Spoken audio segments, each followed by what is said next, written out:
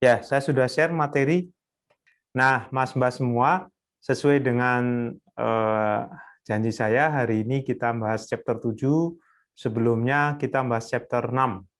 Chapter 6 ini tidak masuk di dalam SAP, tapi saya melihat justru ketika belajar akuntansi keuangan berbasis IFRS, time value of money menjadi sesuatu yang krusial, karena sudah semakin banyak PSAK kita untuk perusahaan publik itu sudah menggunakan fair value.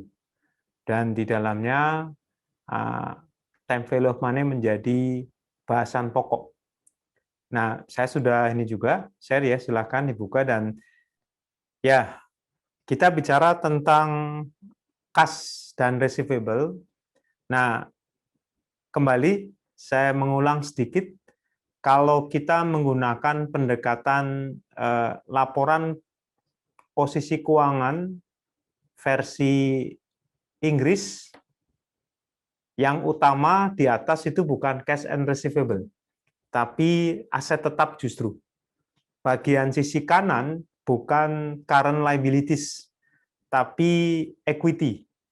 Nah, saya pernah cerita, ini karena dulu kisahnya di Amerika, orang kalau butuh pendanaan, financing, lebih banyak menggunakan sektor perbankan, debt financing. Sehingga perbankan fokus pada seberapa kuat, bagus cash flow perusahaan untuk membayar pokok dan pinjaman. Maka dari itu yang dipentingkan dari sisi aset itu adalah cash and receivable. Dari mulai lancar sampai menjadi tidak lancar. Dari sisi kanan, di sisi kredit, karena perbankan, ya otomatis dia minta liability-nya diduluin. Ya, liability-nya diduluin, dan liability-nya diambil dari yang paling lancar, current liabilities. Nah, perbankan itu ada dua posisi ya. Kalau jatuh temponya 1 tahun masuk current liabilities, kalau jatuh temponya lebih dari setahun masuk non-current liabilities. Sementara itu, kalau kita belajar akuntansi keuangan versi Inggris atau IFRS ini, jadi kalau Mas Mbak merujuk pada IFRS-nya, contoh-contohnya menggunakan pendekatan laporan keuangan Inggris ya. Jadi ketika dulu pas revolusi industri, ketika perusahaan mencari pendanaan, mereka lari ke pasar modal. Karena pasar modal otomatis sebelah kanannya yang diduluin adalah ekuitasnya. Kemudian di sebelah kiri bukan cash and receivable tapi fixed asset dulu.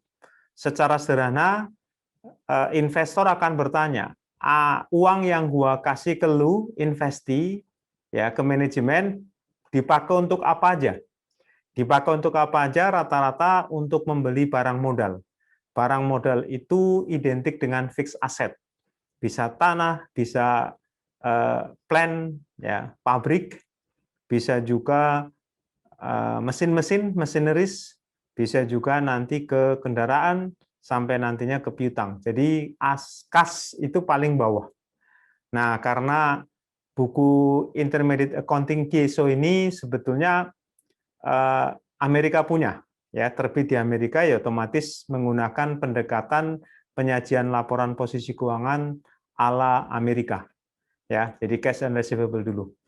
Baik, kita buat cerita, ada 4 cerita cash, account receivable, notes receivable. Nah, kalau kita sudah masuk notes receivable, inilah mulai kita membahas wesel tagih berdasarkan perhitungan time value of money. Nah, tapi memang ada juga nanti special issues ya, ini menggunakan harga pasar. Jadi secara sederhana begini, Mas Mbak, cash ini apa saja sih gitu. Cash memang ini nanti singkat ya, cash singkat, cash on hand sama cash in bank. Kemudian cash yang dilaporkan apa saja sih? Ya kalau kita kenal biasanya kas dan setara kas. Cash and cash equivalent. Nah, ini apa saja yang masuk kas? Intinya the most liquid aset. Aset yang paling liquid itu kas. Kalau bahasa kita ya bisa dikatakan tunai, tapi tidak mesti cash on delivery, yaitu ya tunai juga gitu. Nah, oke, ini nggak banyak. Kemudian account receivable, ini bagaimana kita mengakui.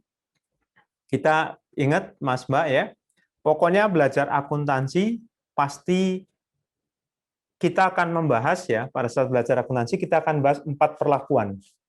Perlakuan pertama ini adalah how to recognize. How to recognize, bagaimana cara mengakui. Pengakuannya dengan jurnal debit kredit ya, itu. Nah, jadi kalau Mas Mbak nanti terjun ke setelah lulus kemudian terserah, mungkin memang saya perhatikan banyakkan ke konsultan ya. Sekian tahun baru nanti ke perusahaan. Tapi ada juga yang tertarik PNS. Nah, kalau Mas Mbak tertarik PNS, apalagi PNS-nya Dijen Pajak ya siap-siap godaan yang sekarang lagi rame ini, masalah suap pajak ini ada di depan mata Mas Mbak, apalagi kalau menjadi fungsional. Jadi konsep PNS itu adalah konsep pengabdian. Jadi Mas Mbak bisa tanya ke Mbak Lina ya, Bu Lina, Miftahul Janah itu. Jadi beliau ngajar administrasi negara, jadi konsep PNS itu konsep pengabdian. Kalau pengabdian ya jangan berharap untuk kaya itu. Tapi memang sebenarnya sudah. Jadi kayak kasus Mas Mbak mungkin ya ngikutin ini. Saya nggak tahu. Biasanya yang kalau saya tanya di pegawai sini, konsultan sini, obrolan untuk yang mbak-mbak biasanya ikatan cinta gitu ya. Ikatan cinta ya. Kalau yang cowok apa ini? Cowok coba main game atau bola ya. Itu ya. Jadi kalau saya akhirnya ya harus tahu sedikit lah. Nah, jadi cerita tentang suap pajak ini juga sebenarnya pejabat yang sebulan itu 159 juta loh per bulan itu. Tapi karena di dalam dagingnya itu dulu mungkin ada uang-uang yang hasil dari suap itu ya masih menjadi daging gitu ya. Makanya perilakunya masih seperti itu. Ya. Nah, oke, balik ke sini ya. Ketika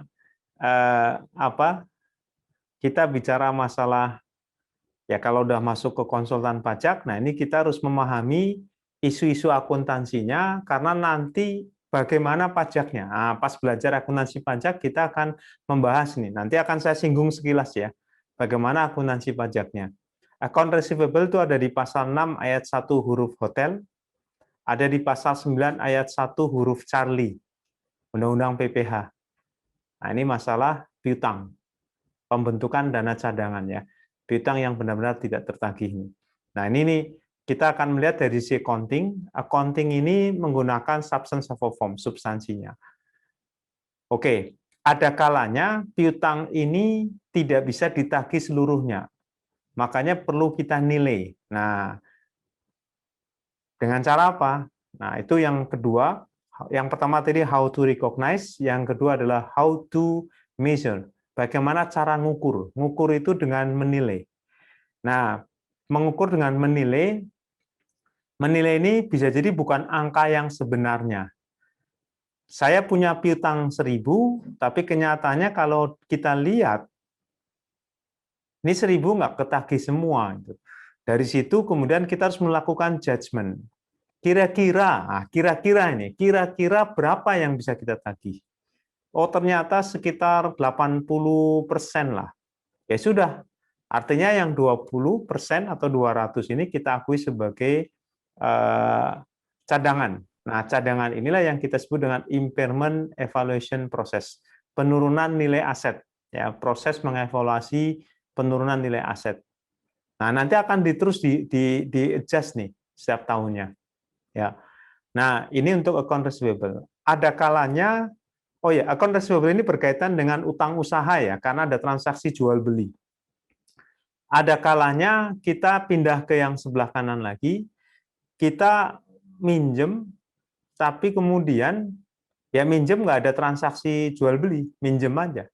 Nah, sebagai bukti bahwa saya berjanji akan mengembalikan, biasanya akan diterbitkan surat wesel bayar bagi yang utang, bagi borrowernya. Nah, sementara bagi lendernya, oke, saya ngasih pinjaman ke lo, tapi tolong lo keluarin surat utang atau wesel bayar.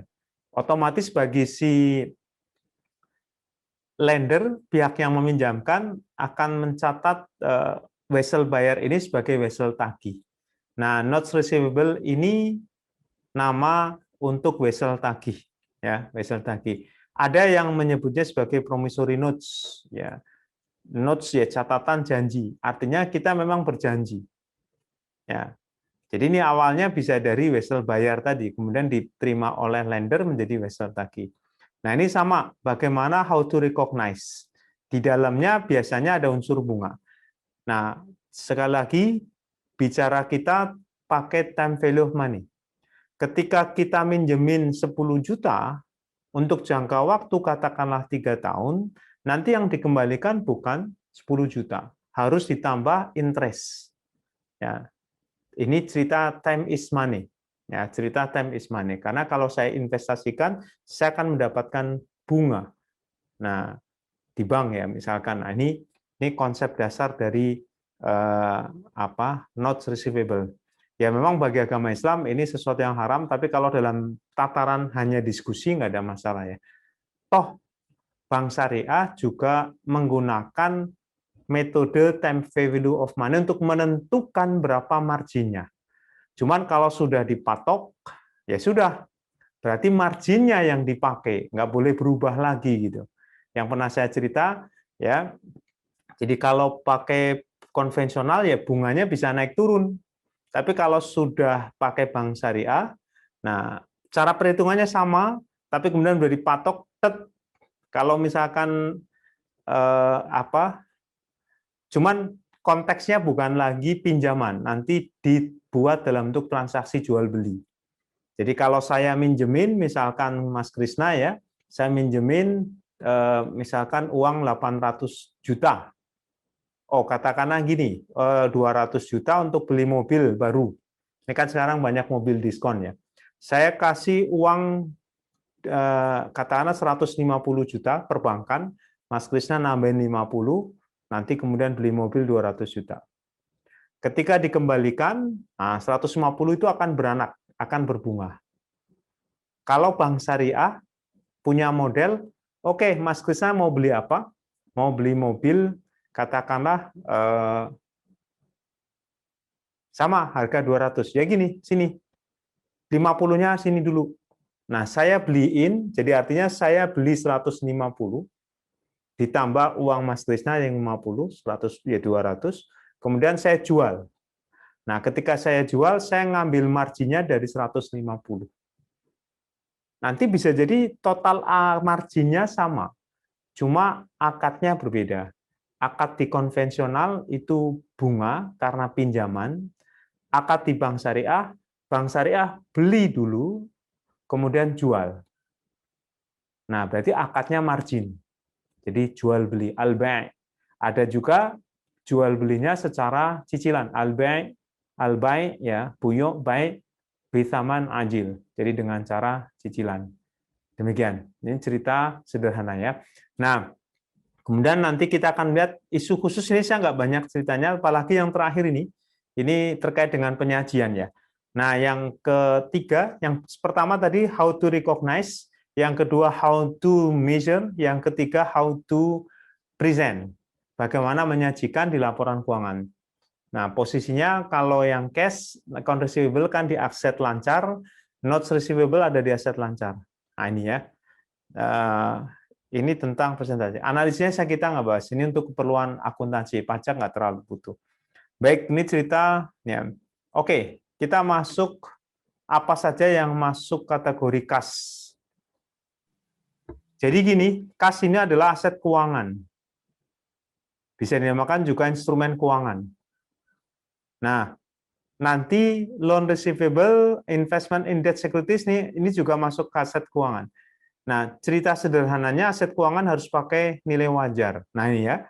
Jadi kalau Mas Mbak belajar akuntansi, cash loan receivable itu masuk di dalam, nanti loan receivable itu ada di PSAK 71, Investment in debt securities bisa di PSAK 71, bisa di PSAK 15. Jadi ini banyak nih, ya, banyak ininya, pos-posnya. Ya. Nah, kita melihat di sini aset keuangan, ada cash, ada loan receivable, ada investment in debt securities itu artinya kita beli surat utang, kita beli obligasi. Investment in debt ya, bukan debt ya. Mas Mbak bisa cek di Google Translate, kemudian cari itu debt.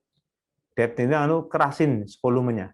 Nah, yang dibaca bukan debt, B-nya hilang, tapi debt.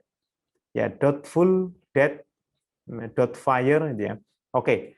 Investment in debt securities ini berarti saya beli surat utang. Saya beli obligasi di pasar modal. Kalau investment in equity securities, saya beli saham. Saya investasi saham. Ini. Oke, ini financial asset ya. Loans, pinjaman, dan piutang. Ya. Receivable, ini ya piutang, sama loans juga ngasih pinjaman ya modelnya. Nah, kemudian non-financial asset di sebelah kanan ini. Nah, di sebelah kanan ini inventory oke. Ini bukan kategori. Nanti ada sendiri setelah chapter 7 ada inventory. Prepaid expenses, biaya dibayar di muka. Property, plant, and equipment, kalau di kita masuk aset tab, kemudian ada aset tak berwujud. Ini cerita sekilas ya. Nah, ini aset cash adalah aset yang paling lancar, kemudian memang sebagai standar untuk pembayaran, ya, alat pembayaran yang paling standar ini. Kemudian, nah, jadi kalau di accounting itu ada namanya measurement postulat ya. Jadi ada konsep pengukuran. Diukurnya dengan basis apa? Yang paling pas ya adalah basis pengukurannya berdasarkan kas tunai. Ini ya, dan masuk kategori aset lancar. Nah, ada contoh lainnya, ada coin currency termasuk Bitcoin itu ya, available funds ya. Ada deposito di bank, kemudian uang, cek di kasir, lalu pinjaman, cek individu, ada tabungan, bank draft. Jadi yang tiap malam ada transaksi biasanya di situ. Oke. Nah, bagaimana melaporkan kas ini memang nggak banyak ya. Intinya tadi kas dan setara kas. Kas setara kas nanti biasanya kalau Mas Mbak baca laporan keuangan itu ada istilah kas dan setara kas, ada bank, ada deposito. Kalau biasanya sampai dengan 3 bulan. Intinya adalah bisa langsung segera dikonversi menjadi kas. Itu setara kas. Biasanya dipakai patokan 3 bulan kurang, 3 bulan atau kurang. Ini. Nah, atau menjelang jatuh tempo. Jadi ada misalkan not receivable tapi sudah mau jatuh tempo, ini segera, ya biasanya tadi patokannya sekitar 3 bulan. Ya. Oke, ini saya tidak bahas. Jadi ada kas yang penggunaannya dibatasi. Contoh begini, ketika kita deposito, itu kadang-kadang deposito nggak bisa langsung cair. Karena ada deposito 3 bulan. 3 bulan nggak bisa dicairin. Nah, itu berarti nggak bisa. Ya.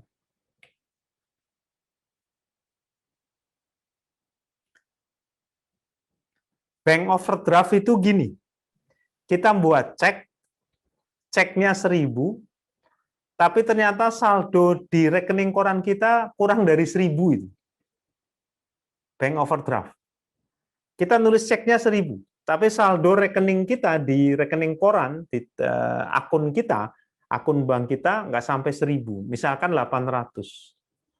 Kalau ternyata itu cair, berarti kita punya utang. Utang 200 itu. Kalau misalnya 1.000, ternyata hanya ada 800 saldo kita, nah, otomatis kita narik, nah itu utang. Nah, kadangkala bank nolak cek gitu. Bank nolak cek.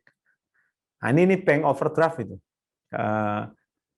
Ya, akhirnya menjadi pinjaman bank juga gitu. Ya. Jadi company writes a check for more than the amount and its cash account. Artinya saldo kita misalkan 800, tapi kita nulis ceknya ini. Cek ini dipakai untuk bayar. Jadi kalau misalkan nanti pihak yang nerima cek kita nyairin, nah berarti itu kita utang. Ya, karena saldo kita 800. Oke. Nah, ini klasifikasi kas ya. Kas jelas, petty cash ini uang kecil atau pengembalian. Ada surat berharga jangka pendek, short term paper, ini masuk kategori cash equivalent. Post dated check ini cek mundur. Cek mundur tuh gini, saya nulis ceknya sekarang tahun berapa? 19 ya. Tapi tanggal cek itu tanggal nanti misalkan tanggal 25, pas gajian gitu.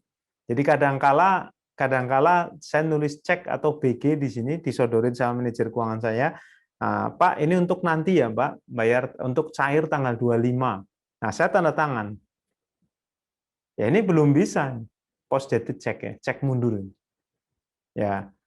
IOU itu bahasa kitanya IOU. IOU, saya ngasih pinjaman ke lu, saya ngutangin lu, IOU itu.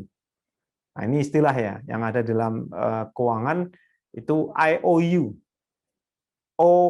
Pinjam ya, saya ngutangin lah. Kalau bahasa saya ngutangin lo gitu. Nah, travel advances ini kita mirip kalau yang model ini adalah voucher ya. Cuman ini modelnya travel check. Ya kita membayar dulu kemudian dapat ini. Postage post on hand ini stamp. Oke, ini perangko ya. Bank overdraft tadi. Ya, kita punya cek tapi nilai cek kita lebih besar dari saldo rekening koran kita. Baik. Nah, sebentar ini ya untuk cash, sekarang ada masalah. Nah, sekarang ada piutang. Piutang ini adalah klaim. Klaim terhadap customer kita. Atau juga yang lain. Nah, kemudian nanti pelunasannya bisa dengan uang, bisa juga nanti piutang kita dibayar dengan barang. Bro, saya lagi nggak punya duit nih, utang gua gimana nih? Ya udahlah nih, gua kasih HP gua nih buat lo gitu. Nah itu bisa juga. Atau kalau nggak udah nih, gua ini aja bantu lu selama sekian dihitung pas piutangnya lunas. Nah itu klaim, jadi receivable. Nah kalau ada janji lisan, ya ini biasanya piutang usaha. Tapi kalau ada janji tertulisnya disebut dengan wesel tagih. Ya, wesel tagih. Tergantung siapa yang menerbitkannya. Jadi kalau menerbitkan si pihak yang ngasih pinjaman, yaitu notes receivable. Oke, ya. Nah, ada juga memang piutang-piutang yang di pos neraca, pos aset ya. Ini misalkan uang muka karyawan, uang muka pegawai, atau namanya advancement. Ada uang muka untuk anak usaha, yang kedua ini. Atau ini deposito, ya deposito biasanya kita sebut sebagai refundable deposit, ya bukan deposito yang di bank. Refundable deposit, ada deposit, ya bahasa kitanya suka ngomong nyebut deposit juga. Nanti perlu ada deposit nggak nih? Nah itu, ini deposit. Ini masuk kategori piutang karena uang itu nanti bisa balik. Ya, kayak misalkan kita mengimpor barang, nah itu kadang-kala kita ngasih deposit tanda kutip ya ke negara. Ya, kalau nanti ada fasilitas misalkan bea masuk ditangguhkan, itu ada deposit. Untuk memberikan keyakinan kepada bea cukai, kalau nanti kita one prestasi, deposit cair untuk bayar pajak dalam rangka impor. Nomor 5, ini deposit paid as a guarantee, deposit jaminan. Kadangkala ya kita harus naruh deposit untuk jaminan. Ya sama kalau Mas Bam misalkan naik kereta, ya naik kereta, ya ini contoh sederhana, kan ada deposit kartunya ya yang sekali pakai. Ada juga piutang bunga, ada piutang dividen. Ada juga bentuknya klaim. Klaimnya banyak sekali nih. Klaimnya termasuk klaim restitusi pajak, klaim asuransi. Ini klaimnya banyak. Ya, jenisnya. Jadi gini Mas Mbak, pokoknya kalau kita punya hak tagih, punya klaim, apapun namanya, itu bisa, dan nantinya akan ada fitur economic benefit, itu masuk aset.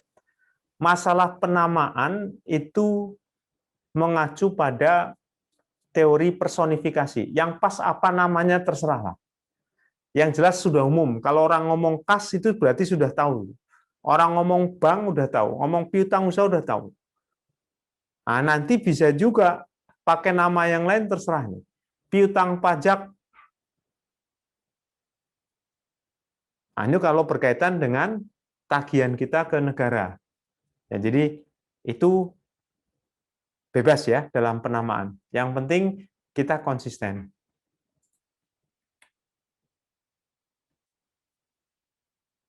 Nah, ini posisinya ada di mana ini? Posisi non-trade receivables, dia masuk, dia biasanya digabung atau biasanya dipisah, terserah. Ini tergantung dari penyajian laporan keuangan. Heineken menggunakan trade and other receivables karena dua ini bisa dijadiin satu, angkanya, angkanya nggak terlalu signifikan kalau dipisah ya. Jadi masalah penggabungan atau tidak itu masing-masing. Kadangkala yang Nokia ini contohnya, ini account receivable sendiri dia. Account receivable sendiri, nah ini sudah neto, dikurangi dengan cadangan penghapusan. Ini neto. Jadi cara penyajiannya itu macam-macam. Ya, ini selesai empatnya. Nah, sekarang gini. Kadangkala ini nanti terkait dengan PSAK berapa ini tentang revenue ya. Jadi nanti saya bisa titip pesan ke Mas Mbak ya, kalau Pak Adang diskusi masalah revenue recognition, pastikan topik yang dibahas itu topik tentang PSAK 72, jangan PSAK 23. Nah itu jadi PSAK 72 itu nanti menggunakan pendekatan time value of money. Soalnya PSAK yang, buku yang kita bahas ini edisi 2 itu belum menerapkan ini IFRS terbaru, IFRS 16. Jadi buku yang edisi 2 ini, slide-slide ini di slide, sebentar saya cek di intermediate itu,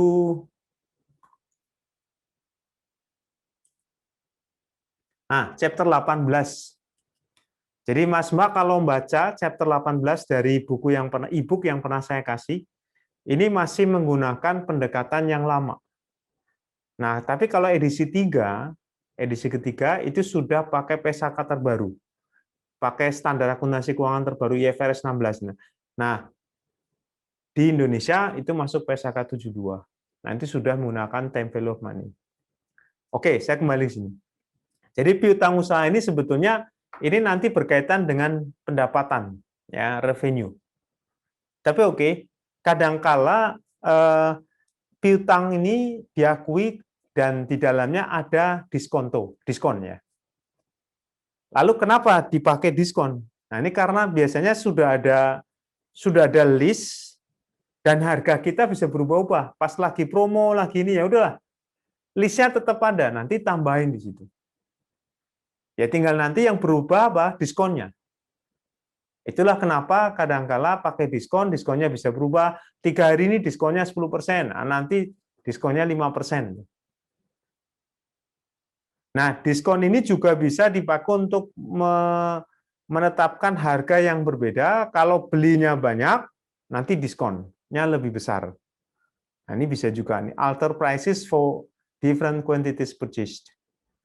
Atau memang sengaja dipakai, nah ini dalam rangka untuk persaingan, promosi.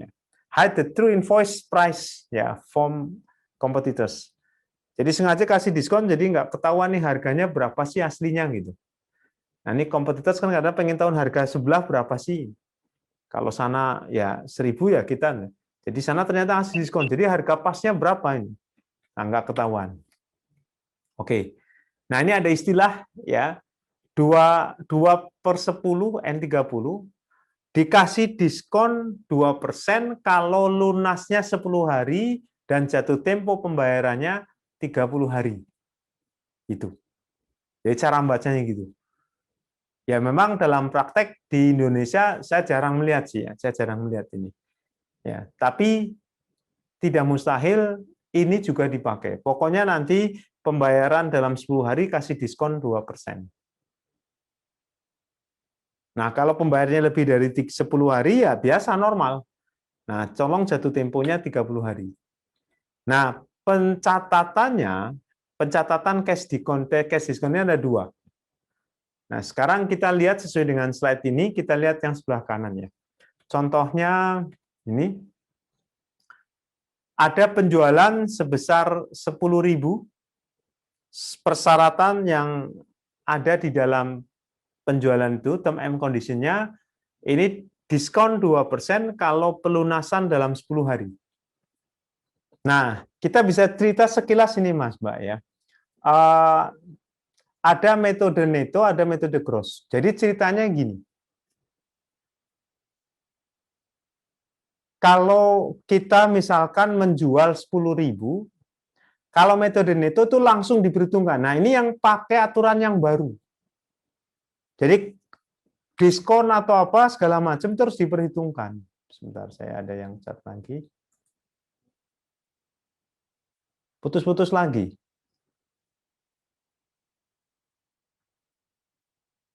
Yang lain gimana? Sebentar.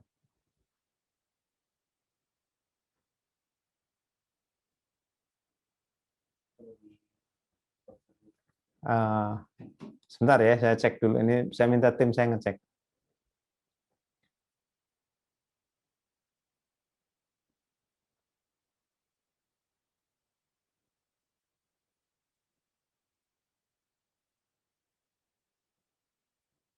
Bukan kali ini, itu jaringannya bukan. Pakai network 4. Udah.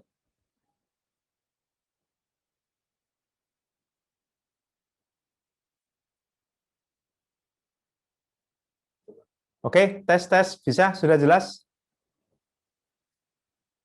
Mas, Pak. Oke ya, terima kasih. Silakan nanti ini lagi.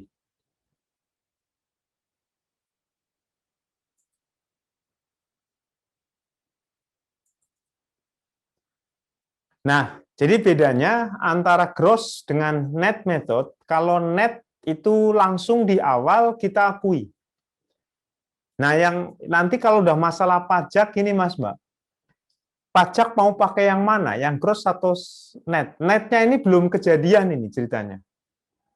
Dan pajak itu punya prinsip realisasi. Nah, ini pajak nggak ngakuin yang sebelah kanan. Pajak ngakuin nanti yang sebelah kiri, gross. Nanti kita lihat ya. Nah, jadi cerita di net method ini, ketika ada, memang nantinya ada diskon, langsung diakui. Nanti ada diskon, bisa langsung diakui gitu. Padahal belum kejadian. Nah, ini pajak nggak ngakuin. Nah, ini yang repot kalau perusahaan pakai net method, pajaknya pakai gross. Jadi harus ada rekonsiliasi fiskal. Nah, jurnal kedua, ini kalau 4.000 dari 10.000 dilunasi dalam jangka waktu 10 hari. Ya sudah, ada diskon 2%. Ya, diskon 2% dilunasi. Nah, ternyata sisanya 6.000 dilunasi setelah 10 hari, setelah periode diskon. Otomatis di sini sales diskonnya itu kita kredit. Karena apa? Karena hangus. Jadi dari 6.000 ini ada diskon yang hangus. Nah, itu harus menambahkan lagi AR, piutang. Barulah kemudian kita lunasi. Ini yang net method. Oke ya, ini metode yang pertama. Nah, sekarang kalau metodenya gross, kita lihat nih. Kalau gross, akui semua dulu gross. Kalau nanti pembayarannya dalam kurun waktu diskon, catat di sini, sales diskon. Nah, ini pengakuan pendapatan sekarang, kalau pakai PSAK yang baru tuh yang kanan. Sementara pajak pakai yang kiri. Nah, kalau ternyata sudah lewat, jadi yang awal kan kita catat gross-nya ya. Kalau dalam kurun waktu 10 hari ada pembayaran, contoh di sini pembayaran 4.000, ya diskonnya muncul. Tetap saldo piutangnya masih saldo gross. Ini ya. Nah, itu bedanya. Jadi cara mencatat diskon tunai. Baik. Nah, ini contoh di tanggal 3 Juni Bolton Company menjual barang ya dagangan ke Arcade Company. Harga jualnya 2.000 pound sterling dengan syarat 210 N60. Diskon 2% untuk pelunasan dalam 10 hari dan jangka waktu pembayaran itu jatuh temponya 60 hari. Tanggal 12 Juni perusahaan menerima cek ya. Jadi si Bolton Company jual ke Arcade ya. Arcade ngasih cek.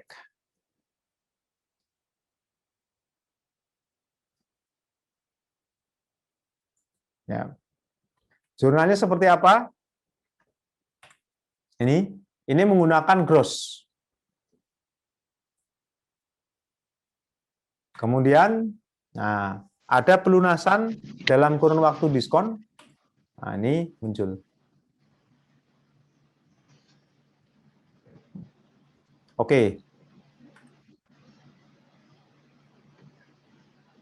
Kalau pakai net, kita lihat di sini, langsung di awal 2.000 di diskon dulu. Nah, ini.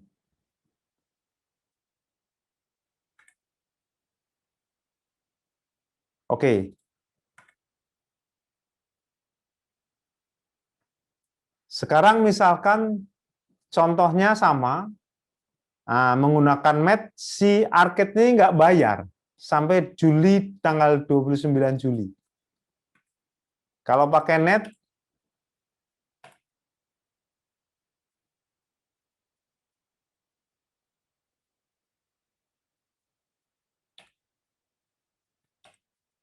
nah ini, diskonnya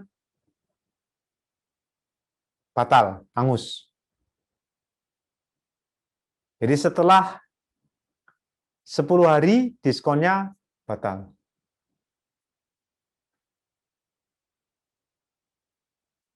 Ini tanggalnya ini ya, pastinya. Oke. Nah, sebetulnya kalau kita punya piutang, itu ada ininya, time value of money juga. Cuman di dalam praktek, piutang ini time value of money-nya kecil sekali. Karena apa? Biasanya cepat itu. Nah, sehingga seringkali time value of money nggak dipakai di dalam perhitungan bunga di piutang usaha. Pertimbangannya apa? Pertimbangannya karena materialitas. Ini. Jadi rata-rata kan piutang secara umum itu kan pendek. Ya, kalau kita ngelihat di BUMN itu 45 hari atau 30 hari atau bahkan sampai 2 bulan. Jadi dianggap pendek lah. Kalau pendek nggak terlalu signifikan. Makanya pertimbangan di dalam akuntansi materialitas ya, konsep materialitas ya udahlah nggak material. Kalau pakai tingkat suku bunga time value of money nggak material, nggak usah aja. Nah, makanya materiality dipakai sebagai dasar untuk tidak mengakui adanya time value of money. Oke. Ini sekilas ya. Jadi cara penyajiannya seperti ini. Account receivable nanti ada saldo cadangan piutang di offset di sini. Ya. Jadi ini saldo 500, kemudian ada cadangan piutangnya, kita sajikan di sini. Ya. Kemudian bisa juga penyajiannya menggunakan ini langsung neto. Jadi nggak ada masalah. Pajak tidak peduli nih. Ini urusan penyajian silahkanlah. Lebih banyak di accounting. Nah, ternyata saldo awalnya ada 500, kemudian ada penjualan. Lalu yang sudah dilunasi itu ada 333. Nah, kemudian ada estimasi piutang tak tertagih sebesar 15. Ini masuk di sini pos-posnya. Lalu kita sajikan di sini. Oh, ada yang dihapus piutangnya. Ada dihapus ya. Jadi dari piutang awal ada tambahan piutang, ada pelunasan piutang, ada penyisihan, ada penghapusan. Ini. Nanti kita lihat jurnalnya. Ini totalnya ini 227 mau di net ya. Jadi kalau kita ngelihat di sini jurnalnya apa ini? Jurnalnya adalah karena perlu penjualan, piutang pada penjualan. Total piutang berarti 600, ternyata selama setahun piutangnya dilunasi. Berarti bank pada piutang ini. 15 ini ada penyisihan. Jadi jurnalnya adalah bad debt expense pada allowance for bad debt. Nanti ada contohnya, ya contoh jurnal-jurnalnya ada. Di slide ini juga di slide. Ya, saya tambah saya ini dulu. Nah ini explain accounting issues kita akan melihat nih. Ya, intinya gini. Tadi saya contohkan kalau saya punya piutang 1.000, kira-kira sampai nanti terbayar semua enggak? Nah, kalau ternyata ada yang nggak terbayar, jadi ketika saya punya piutang sekarang, itu saya harus mengestimasi. Kalau bahasa teori itu expected credit loss. Kira-kira piutang saya itu kalau nanti sampai akhir, ini kira-kira dilunasi berapa persen sih? Nah, kalau ragu-ragu ya sudah, saya cadangkan aja. Makanya kita harus mengukur dengan cara menilai. Menilai berapa sih piutang kita yang masih bisa dibayar lunas. Nah, kira-kira ini menggunakan pendekatan expected credit loss dan cash realizable value. Kalau ngomong value itu nggak mesti sesuai dengan angka yang tercantum ya. Nah, ini ceritanya. Nah, kalau misalkan ada yang tidak terlunasi, muncul kemudian ada metode langsung, metode tidak langsung dengan allowance, ya itulah piutangnya langsung saya hapus saja. Atau kalau yang kedua piutangnya saya cadangkan dulu. Nah, ini nanti kalau Mas Mbak belajar pajak itu ada di pasal 6 ayat 1 huruf H, huruf hotel. Piutang yang nyata-nyata tidak tertagih itu yang nomor 1 ini. Ini. Nyatanya tidak tertagih.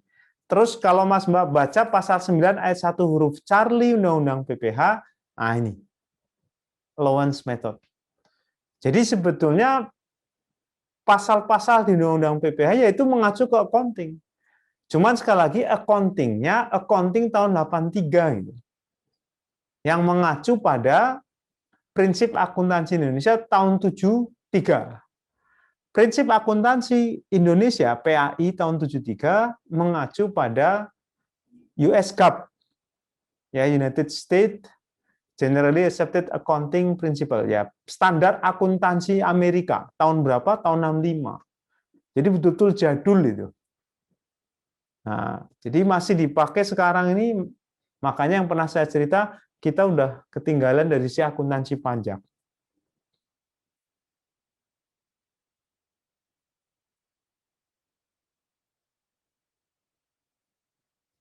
Nah, ini metodenya untuk uncollectible. Kalau yang direct write-off, ya otomatis hilang. Nanti kita lihat contoh langsung. Ada juga yang allowance, saya langsung ke contohnya.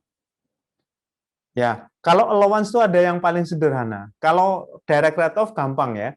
Direct write-off bad debt expense pada piutang, selesai. Nah, kalau yang allowance ini ada 3 pendekatan. Pendekatan pertama persentase penjualan atau dari persentase piutang atau memang nanti dihitung individual. Nah, IFRS itu perlu melakukan ya kita istilahnya apa, IFRS mensyaratkan entitas untuk melakukan ini allowance method. Ketika bad debt-nya material dan nanti dilihat secara individu. Ini saya pernah ngitung bisa beda pendapat nih. Ya. Nah, yang sebelah kiri pendekatannya ke laba rugi. Jadi matching cost against revenue. Nah, itulah yang dipakai oleh kantor pajak ya di Undang-Undang PPh Pasal 61. Ya berapa yang nggak tertagih? Bad debt expense ya terserah, pokoknya berapa. Nah, ini pendekatan pada laba rugi.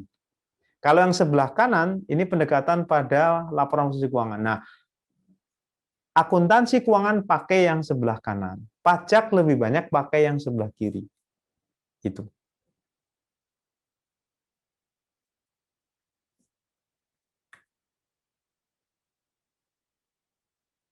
Oke, kita lihat ya.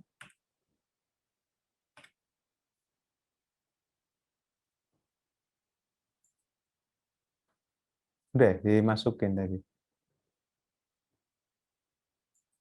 Ya. Ilustrasi Gonzales Company estimates ya, mengestimasi bahwa estimasi ini nggak mau pajak karena apa? Nggak ada kepastian. Pajak nggak mau estimasi. Kalau real dihapus. Jadi pajak menggunakan konsep realisasi. Kembali ke sini ya. Gonzales Company mengestimasi sekitar 1% dari total penjualan piutang, penjualan kreditnya itu tidak tertagih. Jika diketahui ini Rusia ya, dolar R-nya mana ini? R dolar ya? Rusia bukan dolar ya? Saya nggak tahu nih. Ya, dolar itu aja ya. 800.000 dolar, 1%-nya, nah ini kita jurnal seperti ini. Ya, allowance. Bad debt expense ya, allowance for doubtful. Bukan doubtful, tapi doubtful. B-nya hilang. Nanti dicek di Google ya, translate ini. Oke, jurnalnya gampang ya. Nah, pajak nggak ngakuin ini. Karena apa? Ini masih estimasi. Jadi pajak nggak mau estimasi. Ini. Ya, oke.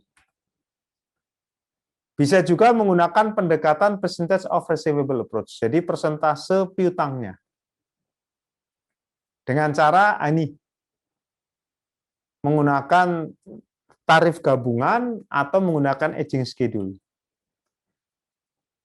Nah, ini contoh yang ada di dalam praktek ya, bisa juga menggunakan umur piutang. Kalau umurnya kurang dari 60 hari, ini full. Sekitar 80 bisa, tapi ada juga yang umurnya 60 90. Nah, barulah kemudian kita menerapkan tarif persentasi piutang tak tertagih secara berjenjang. Ini. Jadi kita kelompokkan dulu mana yang umur ini, mana yang ini. Baru kemudian kita terapkan tarif yang berbeda. Ini. Ini aging schedule.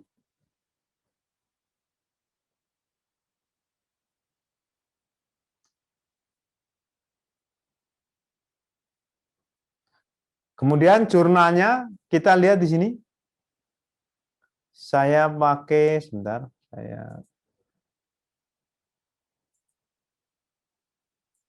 ini ya.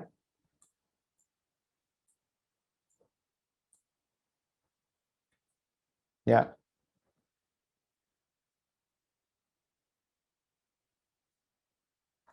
Oke, ini cara yang kedua. Kalau misalkan, nah, jadi gini, kenapa dicatat 37? Karena memang asumsi kita saldo awalnya nihil. Ini nih.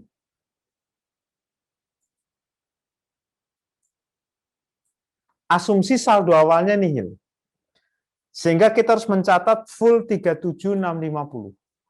Nah, yang kedua, asumsi kita sudah punya saldo awal sebesar 800 ini.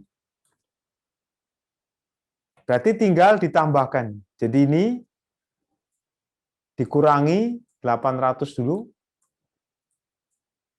Ya. Baru kemudian kita jurnal ini.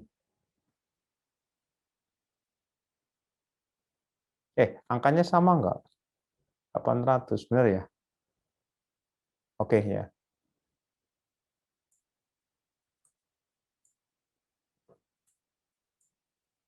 Jadi intinya akhir tahun kita mau mengestimasi berapa gitu.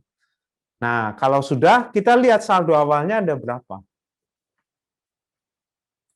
Oke ya, ini.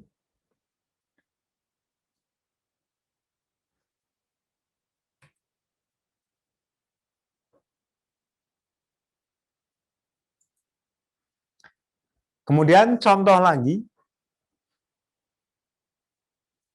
Sandel Company melaporkan informasi keuangan sebelum penyesuaian sebagai berikut. Piutang usahanya 160. Ini cadangan piutangnya 2.000, kemudian penjualannya semua kredit dan retur. Ya, retur penjualan 50.000. Nah, siapkan jurnal entry untuk mencatat bad debt expense. Dengan asumsi Sandel Company memperkirakan nih bad debt-nya sekitar 1% dari penjualan itu dan 5% dari piutang. Kita lihat jurnalnya. 1% dari ini.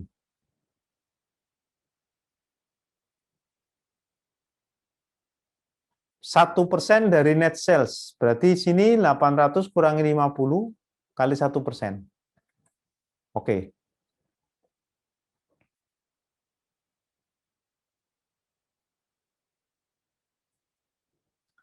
Nah, sekarang kita jurnal. Kita jurnal nih dari soal tadi 5% dari piutang. Ini.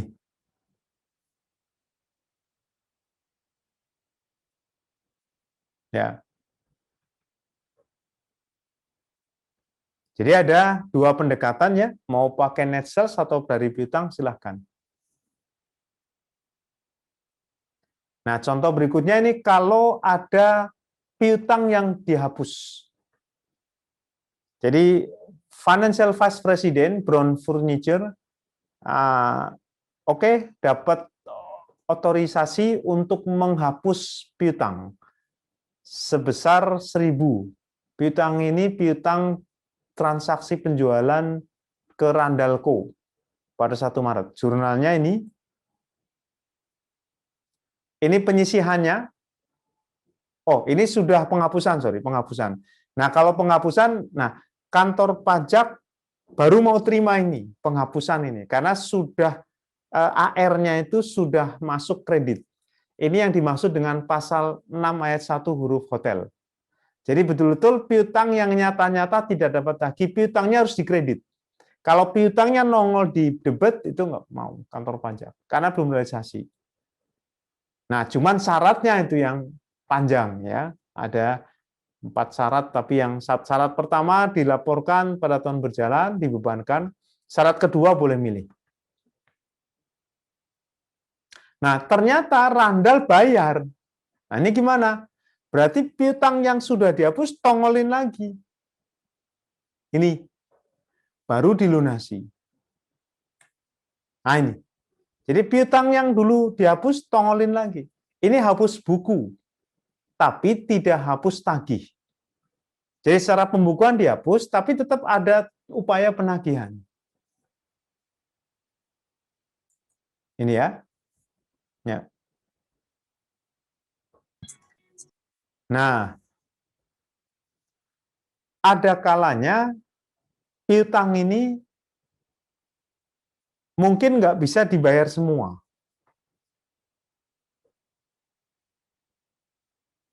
Nah, ini cara lain.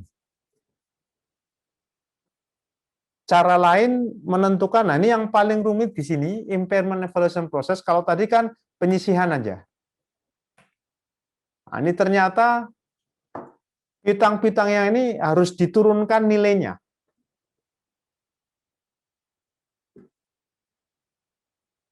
Kenapa? Karena ada kemungkinan customer itu juga masalah keuangan dan sulit lah bayar lunas itu. Atau juga bisa ada renegosiasi syarat pembayaran. Nah, ini sekarang banyak ya, Mas Mbak, perusahaan-perusahaan akhirnya melakukan apa? Renegosiasi. Kalau di perbankan ada restrukturisasi utang. Tapi kalau transaksi dagang, kayak tadi pagi saya diskusi dengan salah seorang GM perusahaan penerbangan, dia renegosiasi penjadwalan utang dengan Katana Pertamina. Jadi Pertamina selama ini masuk aftur ke perusahaan penerbangan. Tapi kan perusahaan penerbangan sendiri nggak bisa bayar karena nggak punya penumpang. Ya, ada yang ngomong kalau sekarang naik pesawat tuh kayak naik pesawat pribadi ya. Nah, ya karena satu pesawat itu paling berapa kepala aja. Jadi bisa pramugarinya melayani satu orang satu gitu ya, ini guyonannya. Ya. Nah ini kalau udah kayak gini gimana ya? Nggak bisa bayar maskapai, misalnya Citylink atau Batik, Lion. Jadi ada kemungkinan gimana nih ya? Itu di negosiasi perlu dijadwal ulang. Nah dalam konteks ini IFRS itu punya aturan detail. Jadi harus dilihat secara individu. Harus dicek, harus dievaluasi, di assessment secara individu ini. Nah ini contohnya nih. Ini yang dipakai di PSAK 71 sekarang. Saya terus terang pernah debat ini tahun ini ya dengan klien. Ya karena ini gimana loh, saya pakai ini. Ya. Nah, ceritanya begini Mas Mbak, Hector Company punya ini schedule piutang, misalkan di sini schedule piutangnya yang signifikan ada 4 ya. Sementara yang lain kecil-kecil. Nah, yang signifikan itu harus di-assess, harus dinilai secara individu. Dari situ kemudian ketahuan Yan ini kemungkinan nggak bisa membayar 15.000. Kemudian seluruh piutang Blanchard ini semuanya diimpair, diturunin, nggak bisa bayar sama sekali. Nah, sisanya kira-kira sekitar 2% lah. Nah, ini. Jadi yang individu yang artinya Pak random ini ya bisa, tapi tetap dia masuk yang 2%. Jadi yang individu yang gede-gede ini kita evaluasi, kayak Yan paling cuma 25 aja yang bayar. Kalau Blanchard bahkan seluruhnya, sisanya ya rata-rata 2% lah. Ya sudah. Nah, ini cerita tentang. Jadi Yan Company yang diimpair sebesar 15, kemudian ini full Blanchard, sisanya yang 500 tadi ya, 500 ini 2%, nah tambah 100, tambah 60, nah ini yang ini diasumsikan 2% aja yang nggak tertagih. Berarti, nah total penurunan nilai piutang, nah ini PSAK 71 kayak gini nih Mas Mbak. Harus dinilai per individu. Oke. Ya. Jadi ini yang dipakai di PSAK 71. Baik. Nah, sekarang bagaimana kita melihat ya, notes receivable. Kalau piutang tadi sudah ya. Yang paling rumit yang terakhir. Orang paling rumit terakhir karena apa? Mengevaluasi, mengukur kira-kira ini judgment itu, judgment. Jadi masing-masing manajemen bisa beda. Di perusahaan bisa beda. Nah, sekarang ceritanya ini ada tadi piutang. Ya, piutangnya bukan piutang usaha tapi kaitannya dengan wesel, tagih.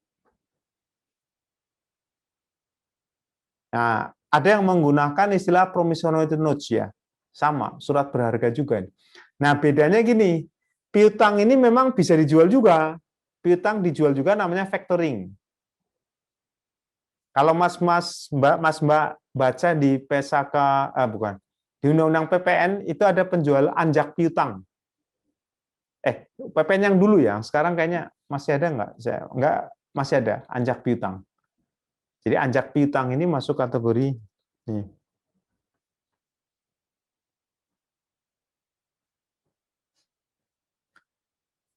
Ya, nah nih. Kalau ini dianggap sebagai surat berharga. Kalau piutang tetap piutang, tapi kalau ini promisori surat berharga bisa diperjualbelikan. Nah, ini saatnya macam-macam saya tidak bahas dulu, saya langsung ke sini ya. Nah, ini. Jadi ceritanya adalah saya punya piutang usaha, tapi ternyata nggak bisa jatuh tempo bayar. Akhirnya apa? Ya sudahlah, customernya, bos, tolong dong, kasih waktu lagi buat bayar nih, gue terbitin surat utang, promissory notes, atau notes payable. Gitu. Jadi ceritanya ada transaksi dagang, sudah jatuh tempo, belum bisa bayar. Akhirnya bos ini doh, saya nanti kasih bunga lagi deh. Nah, muncul notes payable. Nah, bagi si penjual itu menjadi not receivable. Atau bisa juga muncul karena memang pinjaman ke karyawan. Penjualan properti ini. Ya. Atau transaksi utang piutang ya. Transaksi pinjaman. Baik.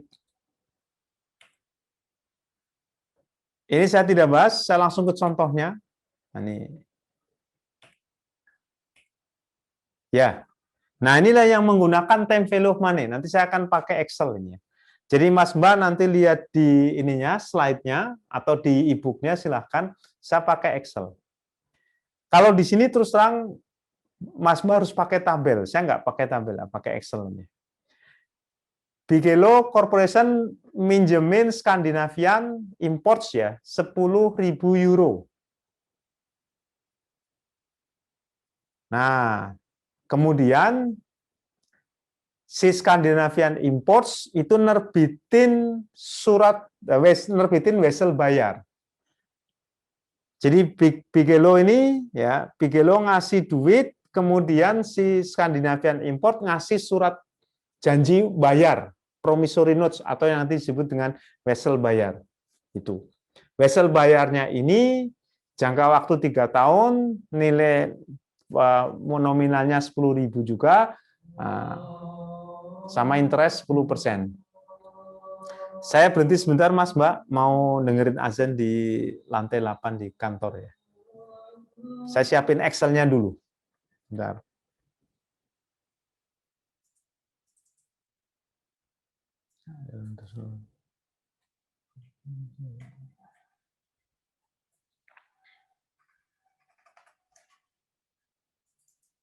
Saya pakai perhitungan ini. Nah, ini sekarang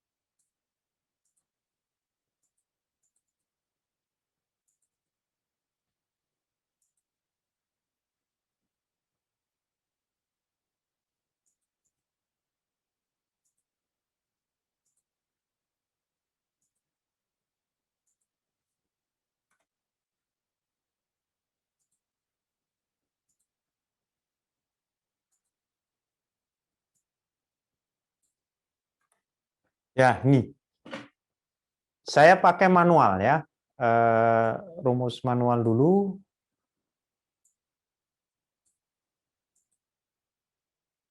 Formula result. Ini berarti tadi apa? Sama dengan 1.000 kali 1 plus 10% pangkat 1.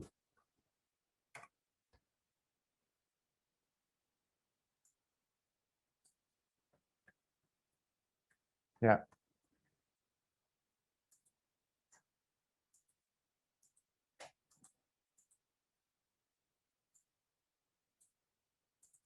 Pangkat 2, pangkat 3. Oke, sudah. Hasilnya ini. Pangkat 1, pangkat 2, pangkat 3, S. Mau escape. Ya. Nah,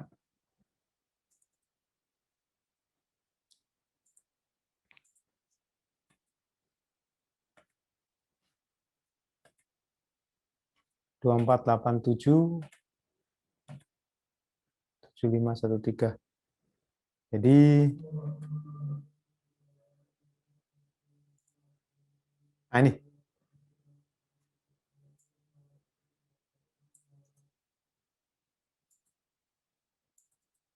Oke.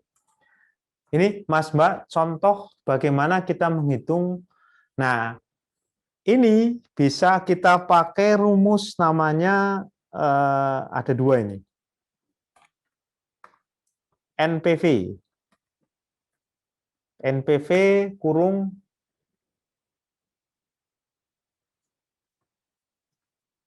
hasilnya NPV sama dengan, nah saya pakai NPV kurung rate-nya ini 10%,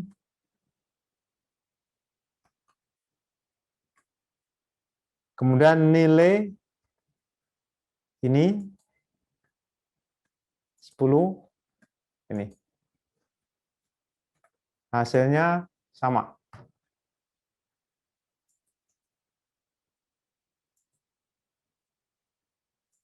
Ya. Bisa juga pakai rumus yang ini pekan lalu ya kita bahas nih. Bisa juga pakai rumus present value. Nanti saya share ini ya. Sebentar saya save dulu supaya nggak hilang.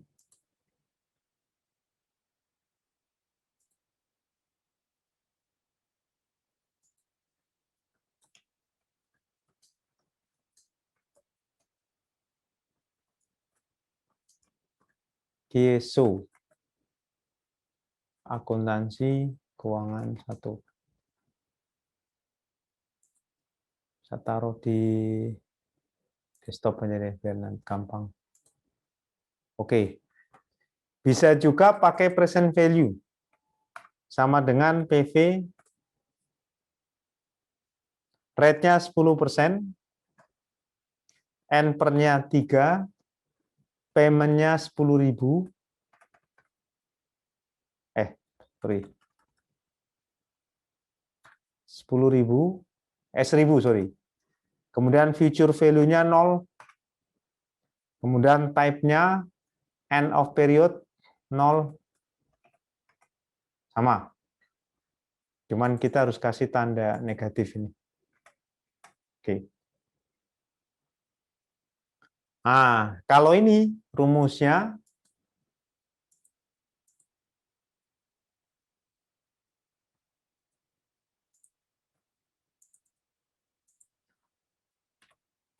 ini.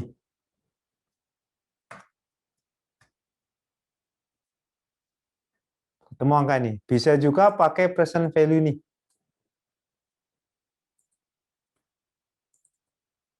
Present value 10, ini 3, ini 10. Oh, salah. N-nya 1.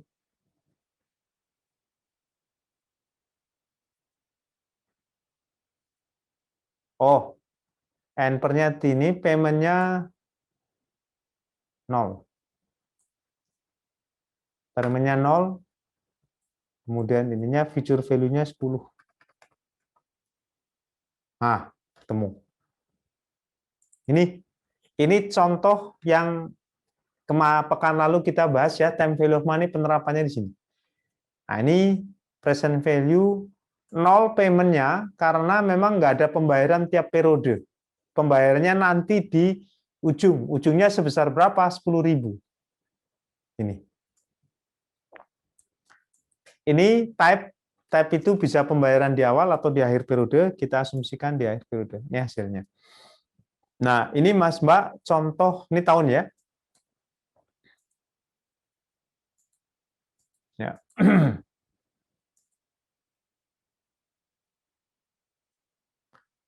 Nah, saya stop share, mari kita lihat di ini.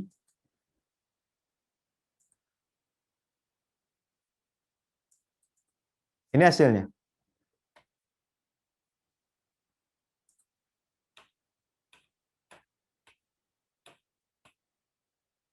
Ya, jadi cerita ini Bigelow ya.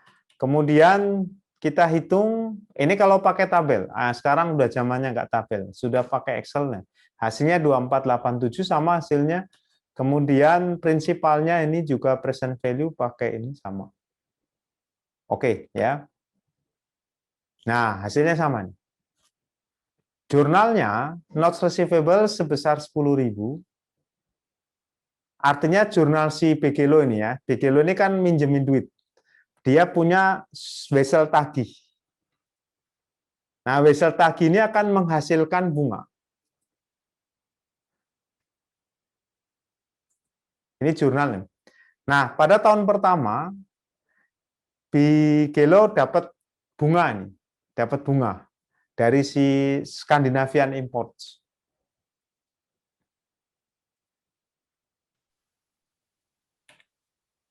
Oke, ini contoh. Jadi tahun pertama, tahun kedua, tahun ketiga ini. Nah, sekarang contoh berikutnya, zero interest bearing notes. Apa sih artinya? Ini seolah-olah kayak Jeremiah Company menerima wesel tagih sebesar 10.000 tanpa bunga. Nah, tapi ternyata kalau kita ngelihat tingkat suku bunga pasar itu 9%. Jadi seolah-olah harus ada bunga. Kenapa? Karena ada 3 tahun. 3 tahun itu harus ada bunga gitu. Jadi meskipun di dalam face value-nya, di dalam wesel tagih ini, ya wesel bayar dari sisi ini nggak ketahuan ya Jeremiahnya dari siapa.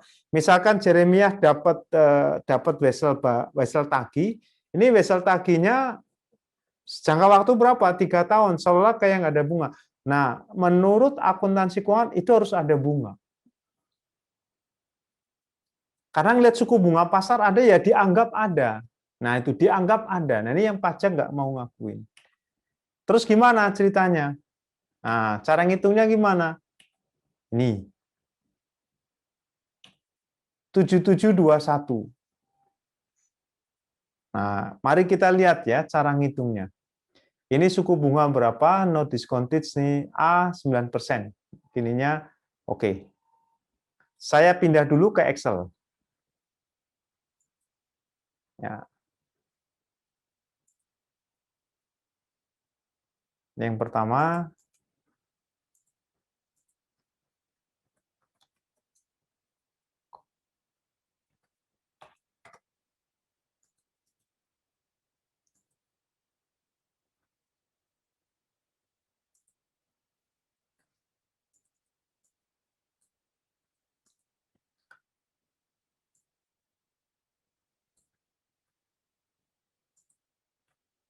interestnya seolah-olah nggak ada, tapi di sini ini 9%.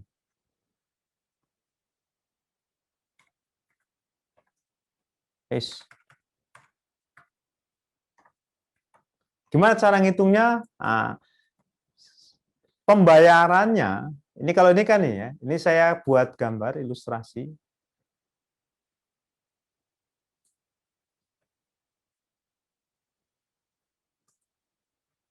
Ini 0 nih.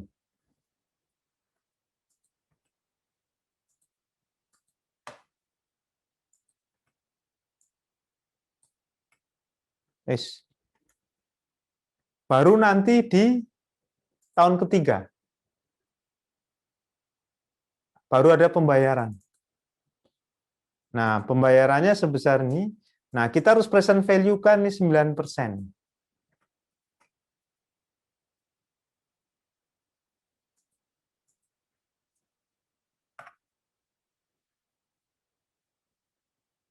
present value, rate-nya 9%,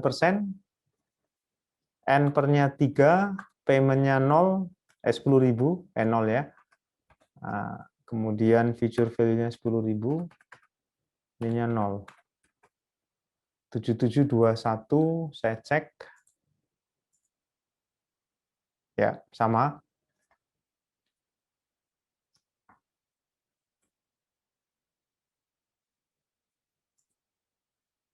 Sebentar, saya ini dulu. Belum di share screen ya, lupa. Udah tuir. Oke. Ya. Ya, ini dia. Saya ulangi ya. Jadi ini payment-nya 0, kalau tadi kan ada bunga ya setiap tahun, ini nggak ada nih. Nih. Nah, seolah-olah present value-nya itu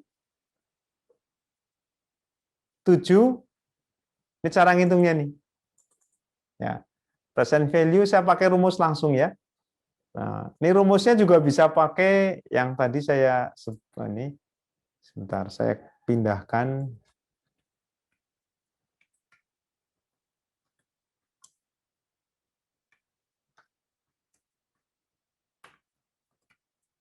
Oke. Nah, ini rumus manualnya gini. Rumus manualnya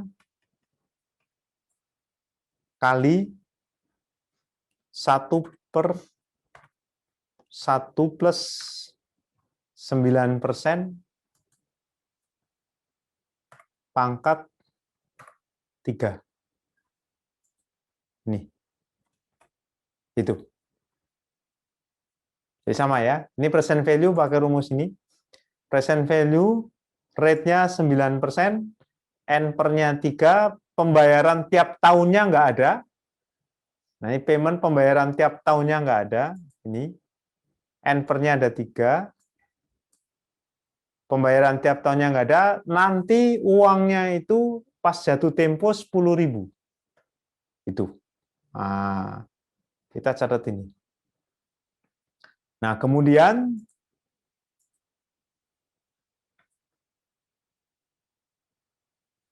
kita buat ini.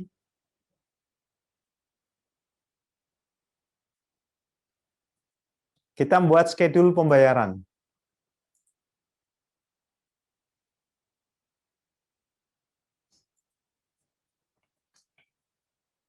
Schedule perhitungan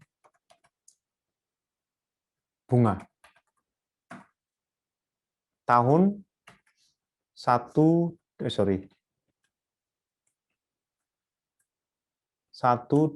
3. Ini payment nggak ada.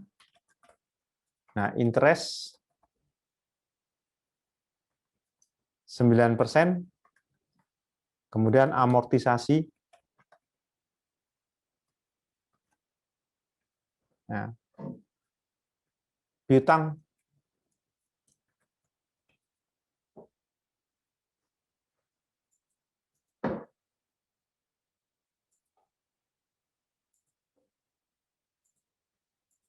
Ini saldo piutang.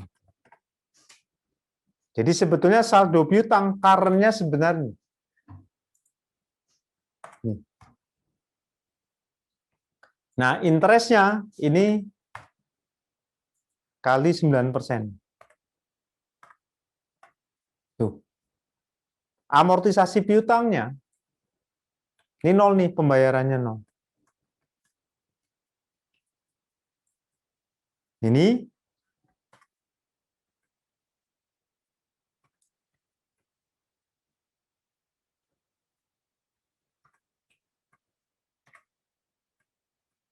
ya. Nah, ini nambah. Kenapa nambah? Ini piutang apa interest revenue, sorry, saya tulis ya nanti. Interest revenue.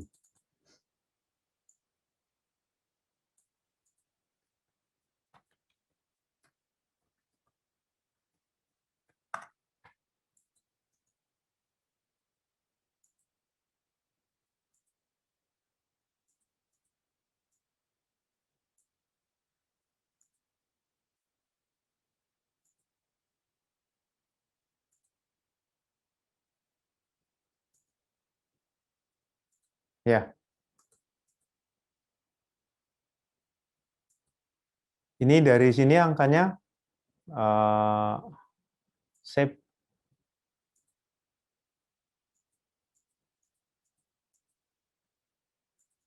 Ya, saya kasih panah.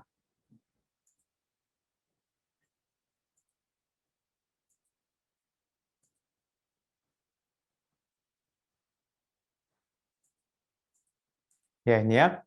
Amortisasi, jadi interest revenue. Kenapa? Saldo, kalau nilai presentnya adalah 7.721, nantinya menjadi 10 juta. Nah, barulah kita hitung di sini. Ini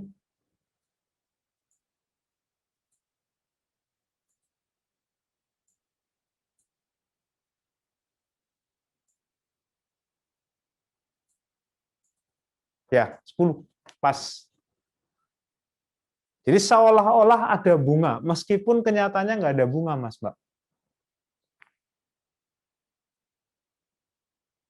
Artinya sebetulnya saldo piutang awalnya itu ya 7.721. Kemudian bunganya nggak dibayar nanti. Jadi si siapa si Epigelo apa siapa tadi ya si sebentar siapa namanya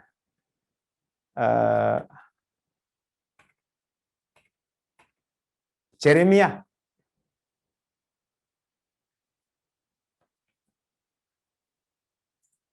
Ini ya. Jadi Jeremia itu minjemin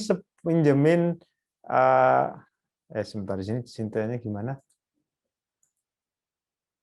Oh, Jeremia pokoknya dapat bukan ini minjemin berapa? Nggak ketahuan di situ, tapi dia dapat wesel tagih. Wesel tagihnya itu nanti pas jatuh tempo 10 juta. Sebenarnya kalau sekarang tuh 3 tahun sekarang, nanti 3 tahun ke depan dapatnya 10 juta. Sekarang tuh berapa? Di situ ngomong nggak ada bunga gitu. Sebenarnya ada bunga. Dianggap ada bunga menurut accounting karena apa? Time value of money. Nah ini ceritanya. Jadi angka 10 juta 3 tahun mendatang kalau di diskonto sekarang, nah caranya gimana? Kita harus tahu suku bunga. Suku bunganya ini gimana? Suku bunganya nggak ada di kontrak, tapi ini orang kalau minjemin harusnya dapat ini dong, bunga, time value of money. Pakai suku bunga implisit. Seolah-olah kalau kita minjemin, dapat suku bunga berapa. Nah, gitu. Jadi suku bunga ini nggak ada di kontrak. Tapi seolah-olah harus ada. Nah, sehingga kalau nilai 10 juta 3 tahun mendatang, ditarik ke sekarang tuh berapa? Oh, ternyata 7.721. Oh, dengan demikian, pengakuan pendapatan bunga setiap tahunnya ya ini, cuman di deferred masuk sebagai piutang. Jadi nanti pas bayar jatuh tempo ya 10 juta. Nah, seolah-olah nggak ada bunga. Pajak nggak ngakuin juga karena memang di faktanya nggak ada. Oke, nah ini cerita saya save, kemudian saya pindah ke mana? Nah ini Mas, Mbak. Ini saya nggak bahas ya, makanya waktu pekan lalu saya nggak bahas, di Kamis lalu ini karena kita nggak perlu pakai ini. Nah ini schedule-nya, sama seperti tadi.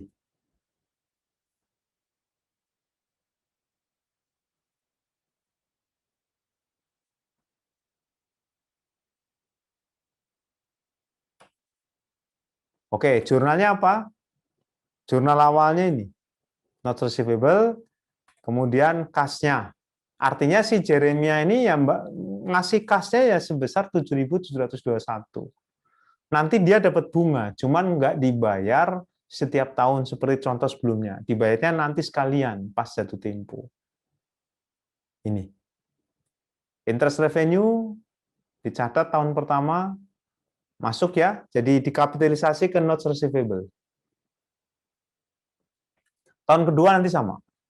Ya. Nah, sekarang kita Morgan Corporation ngasih pinjaman ke Meriko. Kemudian Meriko ngasih wesel bayar. 3 tahun 10.000 euro. Tingkat suku bunganya 10%. Nah, suku bunga pasarnya 12%. Nah, ini ya. Jadi tiap tahun dapat 10%, tapi suku bunga pasarnya 12. Jadi ada tingkat suku bunga yang berbeda. Terus cara ngitungnya gimana? Nah, cara ngitungnya kita lihat di sini. Ini juga saya nggak perlu pakai ini ya, nanti kita lihat. Nah, ini saya skip dulu. Oke.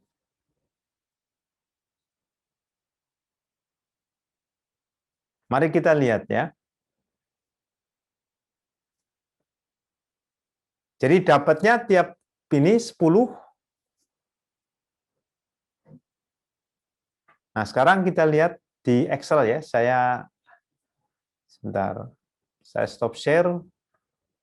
Saya pindahkan yang ini.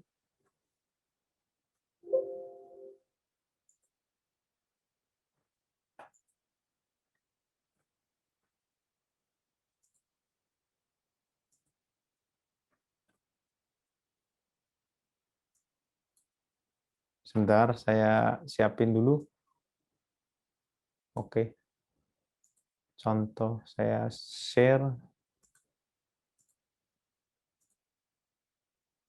Ya.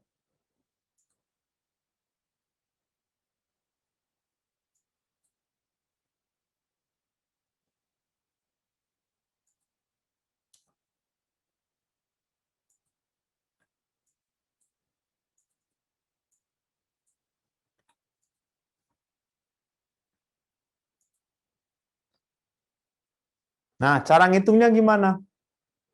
Present value, nah ini sama. Kalau mau manual,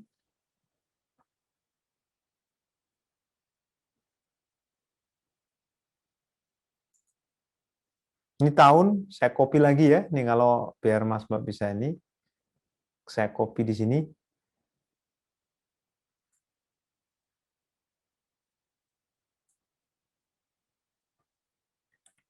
Sebentar.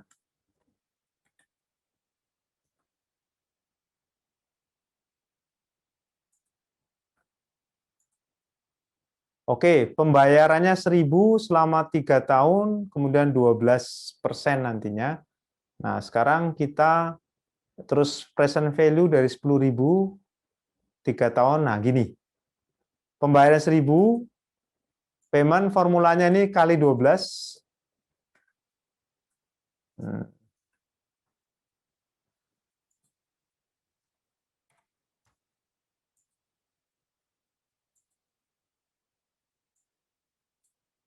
Oke, saya ganti di sini 12.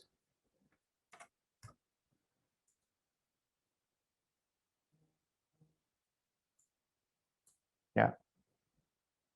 2402. Ya. Silahkan dilihat di sini ya. 2402. Nah, kemudian saya bisa pakai rumus ini 12. Ya. Ini saya ganti 12. Hasilnya sama. Nah, 10 ini juga nanti di present value-kan menjadi 12 ini. Hasilnya 12. Ketemu angka 7118 sama. 718. Ini kalau dibuat komanya ya.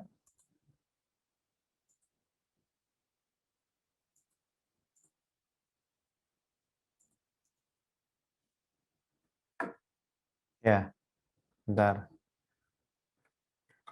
Ya. Totalnya 9. Padahal di sini face value-nya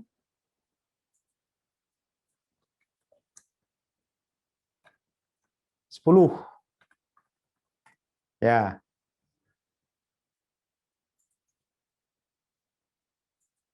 Jadi ada diskon, difference, ada diskon. Artinya apa? Ya, nanti kita lihat ya. Ini cara ngitungnya sudah. Cara ngitungnya 240 ini, 2402. Kalau pakai ininya, sorry, sebentar. Ya, dibuletin 10.000, ada selisih face value-nya.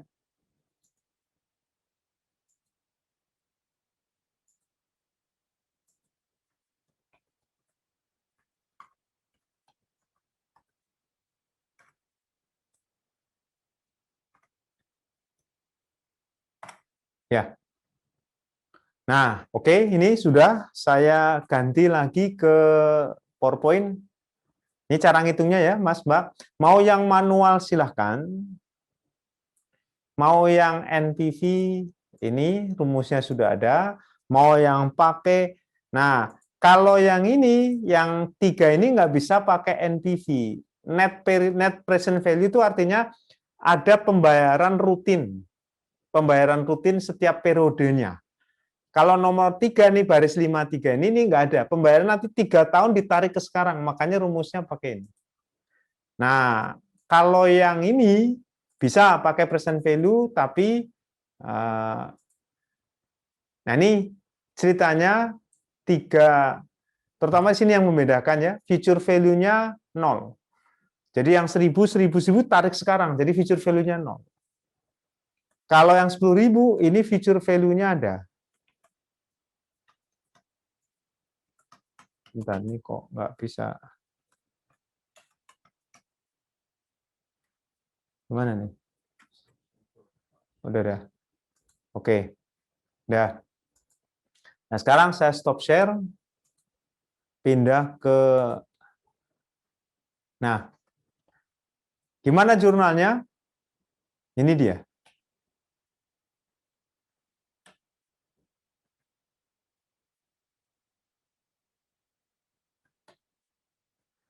Ini jurnalnya. Jadi sebetulnya nilai nominal wesel tagihnya, wesel bayarnya itu 10.000. Cuman ada diskon. Menjadi 9520. Nah, ini gimana cara ngitungnya? Saya buat pembayarannya pada akhir. Ini sama, cara ngitung diskon amortize. Saya stop share lagi. Oke, mari kita lihat ya. Jadi saya menggunakan pembayaran ini. Ini amortisasi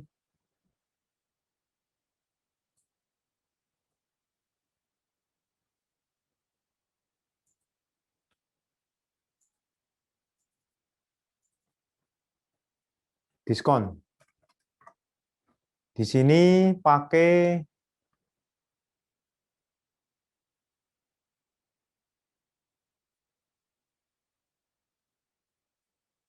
hanya pakai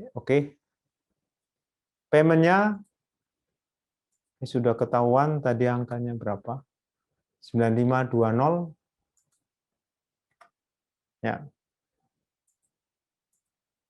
Pembayarannya 10% kali ini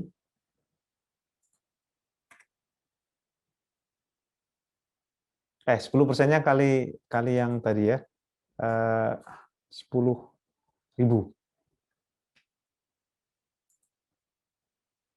ya. Ini oke. Kemudian revenue-nya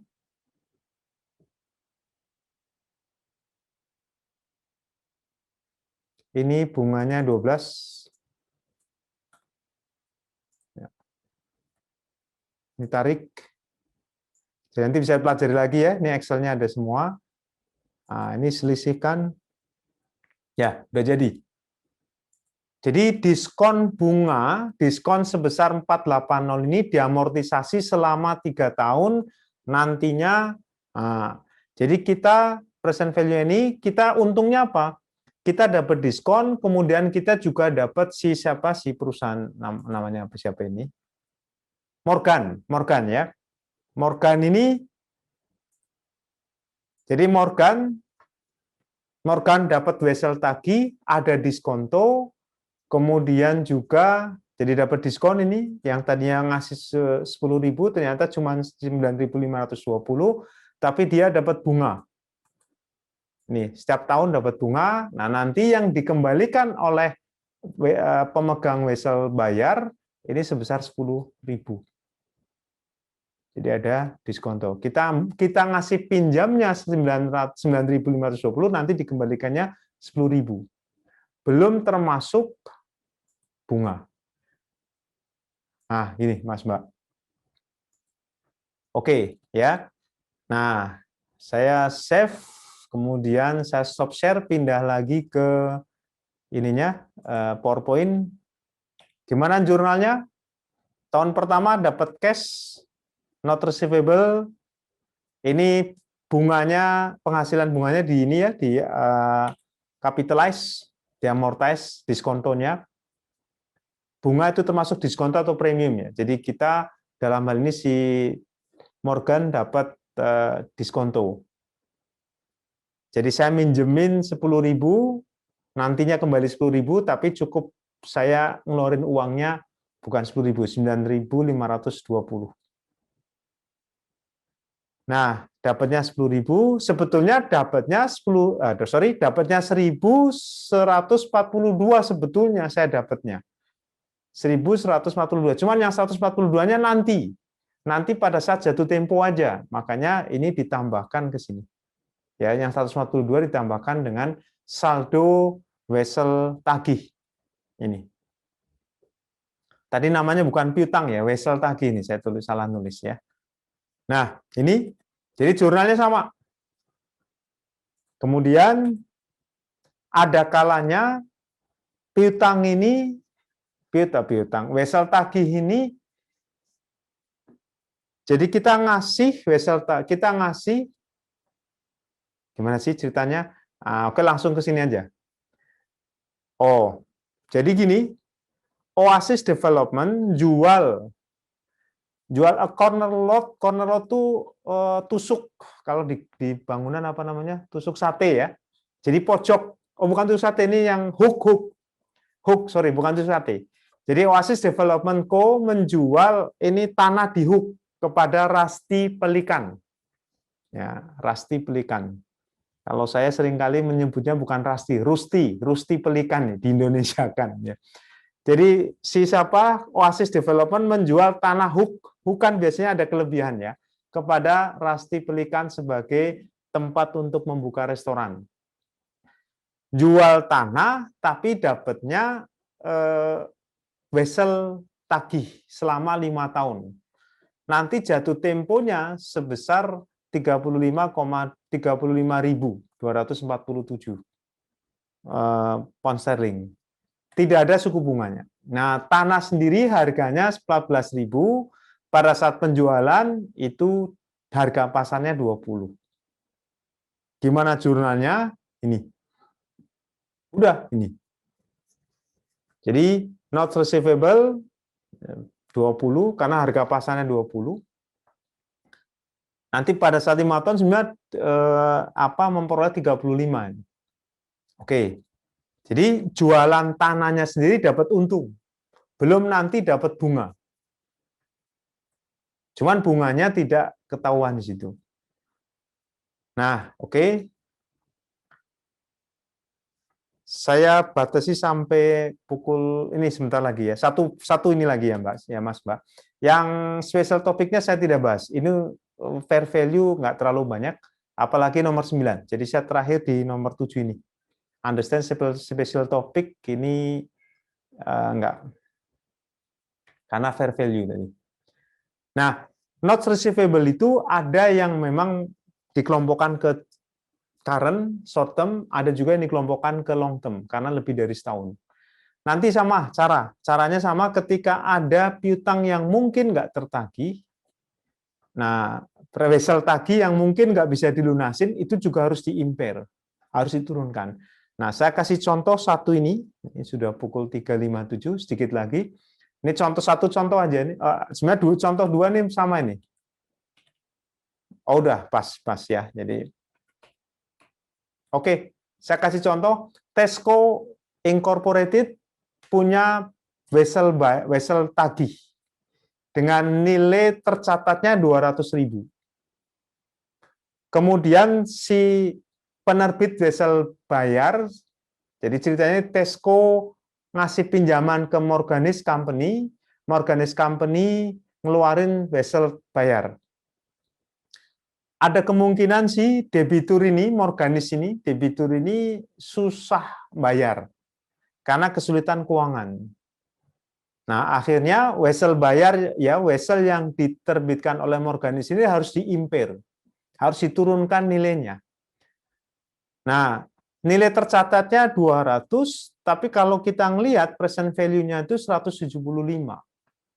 200 itu kan nanti pada saat jatuh tempo, nah, kok kayaknya sekarang cuma 175. Akhirnya ya kita turunin nih, di impair.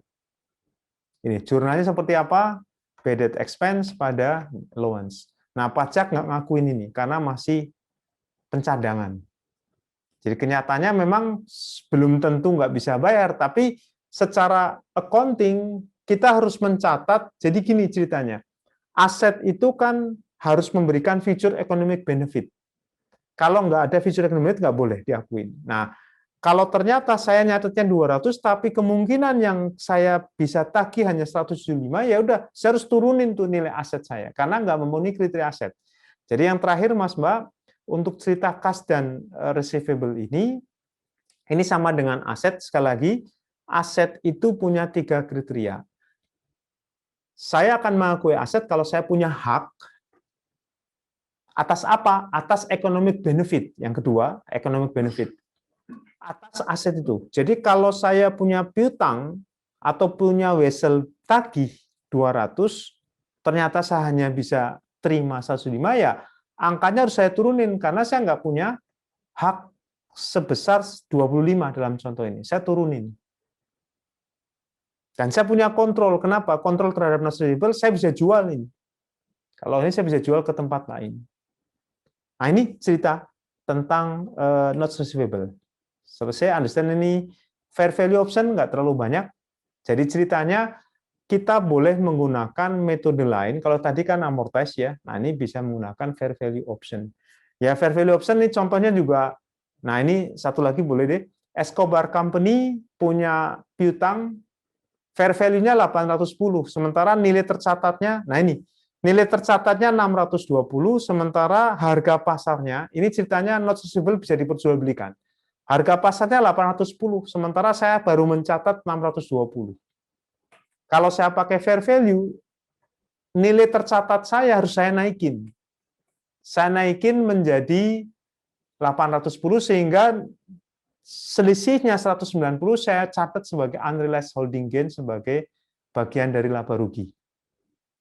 Nah, ini pajak juga nggak ngakuin karena ini berdasarkan nilai pasar. Nah, ini ya Mas Mbak ya, inilah contoh pendekatan fair value. Jadi menggunakan time value of money. Oke. Di recognition ini saya tidak bahas special issue. Baik, Mas Mbak, cerita itu saya kirim dulu. Ini jadi selesai sudah. Saya kirim ke... Oh, belum ditutup, sorry. Excel-nya kalau belum ditutup nggak mau dia. Oke, saya tutup dulu. Excel-nya harus tutup dulu. Ya. Oke, Mas Mbak, ya demikian cerita tentang PSAK chapter 7 ya. Jadi saya sudah tuntas, bahkan saya membahas ada bonus 2 chapter 1 dan chapter 6. Chapter 1 itu konsep decision usefulness theory, ya teori decision usefulness yang mendasari standar akuntansi sekarang ini dengan kerangka konseptual. Nah, yang chapter 6 saya tambahkan terkait dengan cara menghitung time value of money. Jadi time value of money itu menjadi basis penerapan fair value accounting. Demikian Mas Mbak, ada yang bertanya? Biasanya nggak ada, langsung saya judge. Ya, nggak ada, cukup ya? Oke, nah, Wahyu ketawa. Ya nggak apa-apa. Baik, terima kasih. Selamat sore. Assalamualaikum warahmatullahi wabarakatuh.